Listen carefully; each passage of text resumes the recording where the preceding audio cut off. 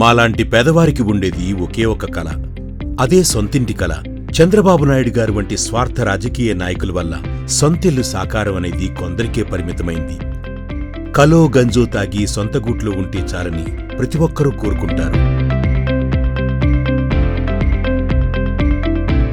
శతాబ్దాలుగా మాలాంటి వారికి కన్నీళ్లే మిగిలే. కాని ఇప్పుడు ఆంధ్రప్రదేశ్లో మాలాంటి పేదల వాకిళ్లు ఆనందాల లోగిళ్లుగా మారాయి. అందుకు కారణం జగన్మోహన్ రెడ్డి గారు. మేము చనిపోయినా ఇంటి ముందుకు తీసుకొచ్చి పెట్టే పరిస్థితి లేదు.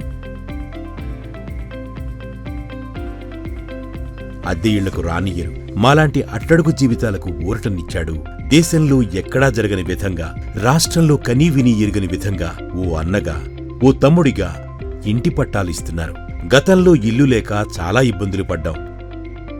అడుగు స్థలం లేని మాకు జగన్మోహన్ రెడ్డి గారు వచ్చిన తర్వాత సొంత ఇంటి కల సాకారమైంది. మాలాంటి పేదవారి కళ్లల్లో ఆనందం నింపుతున్నారు. సొంతింటి కల అనేది కలగానే మిగిలిపోతుంది అనుకున్న మాకు జగనన్న వచ్చి సొంత ఇంటి కలను నెరవేర్చాడు. జగన్మోహన్ రెడ్డి గారంటేనే ఓ నమ్మకం.